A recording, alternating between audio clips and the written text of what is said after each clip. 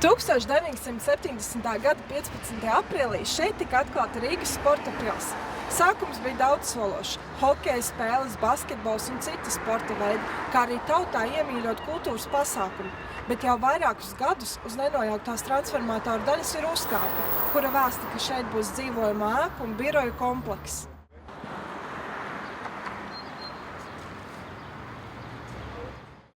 Sporta pils būvvēsture ir stipri gara, jo faktiski jau 50. gadu beigās šajā kvartālā, kur atradās dažas vecas noliktavas un faktiski bija mazvērtīga apbūve, bija paredzēts būvēt panorāmas kinoteātri. Rīgas sporta pils projektu izstrādāja arhitektu komandu, kuru vadīja Oļģerts Krauklis. Ēkas pamatfunkcija bija hokeja hale ar mākslīgā ledus arēnu, bet ēku kompleksā ietilpa arī sporta zāle, fiziskās sagatavošanās un trenažieru zāle, kā arī vairākas palīga telpas. Arēnas hokeja halas ietilpība bija 4500 skatītāju vietas, tomēr ņemot vērā stāvvietas un papildvietas, maksimālā arēnas ietilpība bija 5500 vietas. Daugavas stadionā notika spēles, tā bija atklātās lidotava, dabīgi augsts, tur vietu maz.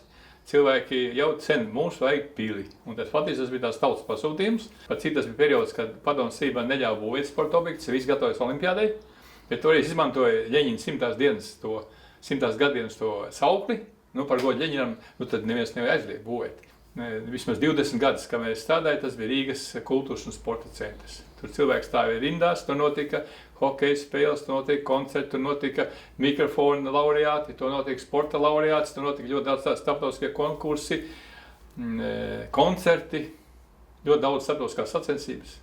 Tā celtniecība sākās ar to, ka pirmā kārtā bija jāizrok ārā tie pamati, kas bija ielikti toreizējās konkursa rezultātā izvēlētās kino koncerta zāles celtniecībai. Tieši šajā pašā Gruntsgabalā tie pamati tur jau bija ielikti. Tos bija jāizņem ārā un tagad lika jaunas pamatus iekšā un sāk būvēt, sākās sporta pils ēra. Projekts bija toreiz būtībā vienā stāvā. Tur bija vienā līmenī bija ieeja, vestibīls, arī kaut kādas gardrobas, un no tā paša līmeņa bija uzreiz ieeja tajā sporta arēnā, un tā sporta arēna bija ar nelielu amfiteātri, bet katrā gadījumā viss tas notika vienā stāvā un nekāda pacelšanās no zemes augstāk netika prognozēta, un netika arī, zināmā mērā pat lāgi negribēja atļaut to. Bet mēs panācam tomēr to, kad atļauj šo te tipu projektu tādā veidā pārbūvēt, pārveidot, kad mēs ieviesam vienu līmeņu, vienu stāvu vietā tomēr divas. Lai tas ieejas, funkcija tā paliktu vienā līmenī un kaut kādu foje, tādu rekreācijas funkciju, lai tā paceltos vienu stāvu augstāk. Sporta pils ar savu programmu tieši šim konkrētam Gruntsgabalam viņi varbūt bija nedaudz pa mazu. Bet tas atkal bija tāpēc, ka tā bija brīva tā vieta, nebija nekas īpaši jānojauc, to bija vienkāršāk realizēt, tāpēc to arī realizēja. Es nezinu, vai tur īpaši būtu kaut kas bijis jāmodernizē, jo beigās katra ēka tomēr atspoguļo to laikmetu, kad viņi būvētu. Un beigās viņi kaut kāda kopējās kultūra vēstures ainas, teiksim, viens posmiņš, viens sastāvdaļa, kur raksturo kaut kādu zinām laiku, kaut kādu zinām periodu mūsu vēsturē kopējā. Ja? Es, piemēram, domāju, ka sporta pils interjeri bija augstāka līmeņa, augstāks pakāpes risinājums nekā šī te jaunā arēna. Jāatzīst, ka tomēr Latvija, kā 2 miljonu valstiņa, viņi tomēr ietilpst pasaules hokeja elites pirmajā desmitniekā, gribiet uz to vai negribiet. Un tas tomēr ir kaut kāda veida sasniegums, kur, zinām, ieguldījumi ir devusi arī konkrēti sporta pils. Jā, cik hokejs tiešām bija tautas mīlēts sporta veids, jo tās uzvaras, ko mūsu puiši guva un sevišķi 80 gadu otrā pusē, kā pamatā nāca latviešu komanda. Biļetes bija tik, cik bija, kā es jums teicu, tur 3, 4, 5 tūkstoši vajag dabūt, tad jau rindā stājās iepriekšā vakarā. Viss nakts stāvēja rinda, un neviens nekur kaut ko, jo tu jau nespiedi, grib nāc. Dedzināja ugunskurs, tur visādas saviesīgas lietas, tur dziedāja un dejoja naktī, pat cik tā ir ziema, augsts tomēr. Bet nebija tā, ka, teiksim, kurnēšana tāda lieta nepastāja. Visi bija priecīgi, biļetīs dēļ un brauc no visu Latvijas. Tur bija ļoti labs kolektīvs pilī, kas tiešām arī cēlās un krita par savu godu, var teikt tā. Un pils godām pildīja šīs centra funkcijas, tā var teikt. Ja šis būtu bijis valsts objekts un valsts interesēs aizstāvēts, tad viņš arī varēja dzīvot ilgi un dikti. 90. gadu beigās sporta pils tika privatizēta, un ilgu laiku viens no tās pārvaldniekiem bija bijušais hokejists Helmuts Balderis. 2003. gadā viņa akcijas pārpirka uzņēmējs Jānis Naglis, kurš sākotnēji plānoja ēku nojaukt un tās vietā būvēt jaunu atpūtas un sporta kompleksu, kam sakoja ideja par Kanādas Priežu mežu un darījumu kvartālu. Rīgas sporta pils lielākajai daļai sabiedrības atmiņā palikusi ar hokeja kluba Rīgas Dinamo izveidošanos, kas savā laukumā 1989. gadā uzņēma Nacionālās hokeja līgas komandu Washingtons Capitals. Pils atmiņā palikusi arī ar leģendāro Latvijas izlases hokeja spēli pret Baltkrieviju 2005. gadā. Tā ir tāda viena no vispār spilgtākajām spēlēm vispār manā mūžā. Es domāju, ne tikai man, bet ikvienam. Jo no pirmās minūtes bija tāda sajūta, ka šovakar mums nav lemts uzvarēt. Un tāda sajūta bija līdz pašām beigām, kaut kur 2 minūtes, ka palika, ka sākās tie brīnumi. Atceros, kad bija laikam rezultāts 4-2. Mums bija noņemts vārdsargs. Un ripa bija Baltkrieviem. Un viņi tukšos vārtos būtu iemetuši, būtu 5-2, noteikti būtu beidzies.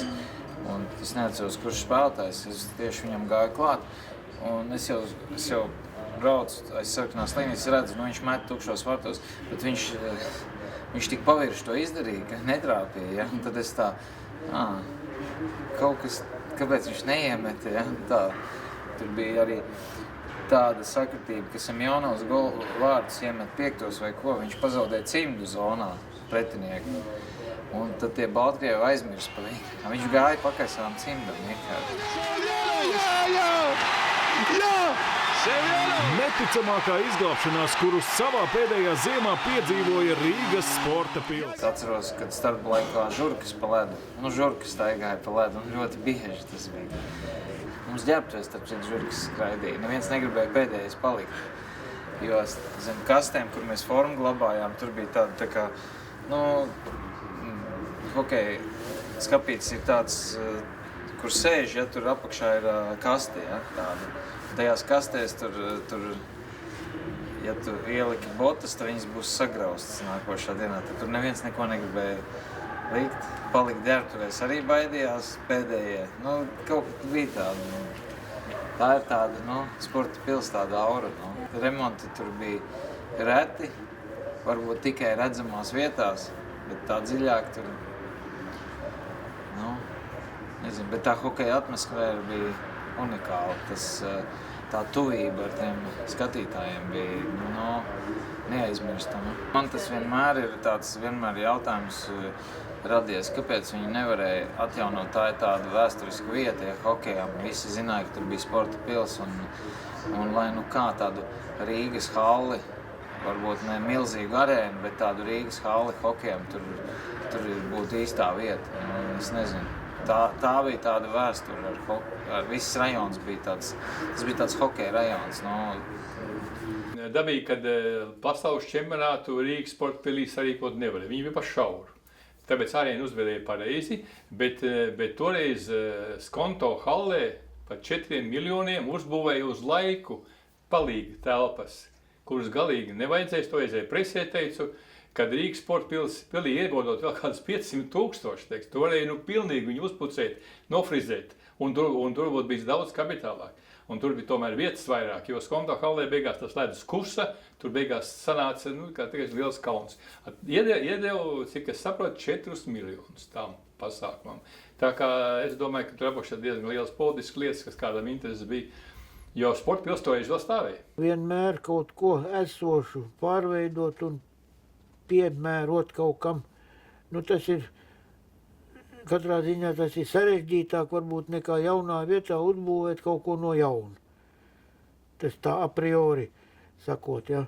Bet, no otras puses atkal tīri, ja saskait visus plus un mīnus kopā, tad iespējams, ka tā kopējā summa, ko iegūtu, tas kopējais efekts, ko iegūt no šīs te sporta pils piemērošanas tai vajadzībai, kādai viņi būtu bijusi nepieciešama pie čempionāta organizēšanas, varbūt, ka tas būtu rezultātā lētāk iznācis. Gadu gaitā ideja par pils pielāgošanu pasaules čempionāta vajadzībām tika atzīta par neīstenojamu, un pēdējos gados pils pamazām izdzisa. Darbinieku skaits samazinājās 4 reizes. Nacionālā sporta bāze pārtapa par lētu apģērbu tirgotavu, ko tautā dēvēja par baldaru tirdziņiem. Sporta pils simbolizēja Latvijas tautu vienotību, jo tur tiešām neatšķīra Krievs, Latvijas vai kas, tur visi bija draugi. Tur bija vienota liela komanda, man dabūja biļetīt. Un tas tiešām brauc, kā es teicu, lauki brauc, pilsēta, rīdzinieki. Tas viss īstākais, tāds vienotības objekts un vēl tautas, kad sākās tautas manifestācija. Tātad 89. gadā. Te viens no pirmajiem manifestācijām bija Rīgas sporta pilī, kur pirmoreiz faktiski iznāca Latvijas karoga. Tad toreiz skatījās no stūriem, kas te notiks. Bet pirmoreiz Latvijas karogs tiks pats, tas bija Ziemassvētku laikā. Rīgas sporta pilī ienāca iekšā Latvijas karogiem. Kā 3 vai kas, pēc tam daudz, bet pirmie, kas 1, 2, tā gaidīja, kas būs, vai ņems ciet vai neņems. Nē, neņem, gāja iekšā. Tā kā tas bija tāds tipisks simbols Latvijas tautas vienotībai. Tas ir mantojums, kurš žēl, ka viņš ir nojaukts. Viņš savu vietu tā vai tā nezaudēs, jo tas būtu vienkārši to nevar noliegt to, kas tur ir bijis, ka tas nebija bijis. Bet sporta pilī bija arī kritizētāji. Arhitekts Andrejs Holcmans jau 1970. gadu žurnālā Māksla rakstīja, ka pils mērogi ir nesaderīgi, ka tā ir iespiesta apkārtējo ēku vidu un arī stāvvietu jautājums neesot atrisināts. Redziet, par to neiederību es nepiekrīstu, jo, protams, Rīgas centrā dominē tā saucamā perimetrālā apbūve. Mēs zinām visas tās skaistās fasādes un mazos pagalmiņas iekšpusē. Tā ir dzīvama apbūve ar tāds raksturu. Pie mūsu, teiksim, ja negluži nabadzības, bet tad ierobežoto sporta celtņu skaita, es domāju, tā bija viena no labākajām, ja ne pati modernākā, jo faktiski, ja nemaldos, tā arī bija jaunākā un pēdējā padomu laiku celtā sporta ēka. Viņi atspoguļo tomēr tās dienas, to laiku, iespējas, sākot ar politiskām, jau beidzot ar tehnoloģiskām, ar tīri sportiskām varbūt. Arī cilvēku, teiksim, skatu uz tām lietām. Katram laikmetam tomēr ir savu zināmu specifiku, savu zināmu īpatnību. Un ja mēs necienīsim savu vēsturi, tad mums nebūs arī savas nākotnes. Katrā ziņā tas ir interesanti, kad autors nodzīvo ilgāk nekā viņa radītais darbs. Parasti notiek otrādi. Rīgas sporta pils jaunie īpašnieki igauņu firmas Roterman meitas uzņēmums Latvijā paziņoja, ka 2007. gada vasarā tiks uzsākt ēkas un tā apkārtnē esošā kvartāla rekonstrukcijas darbi, kuros plānots investēt 100 miljonus eiro, bet jau 2008. gadā hali nojauca. Jau 5 gadus plānotā projekta vietā aizvien ir Latvijas sabiedrībām ielētās sporta pils Gruveša. Gruntsgabala īpašnieki un sākotnējie projekta vadītāji mēmi klusē. Būvbedra Rīgas sirdī katru dienu atgādina par pagātnes nepiepildītajām cerībām. Lidoja, Alūksnes, Liepājas, Ezers un Jugla. Lidoja, un visiem bija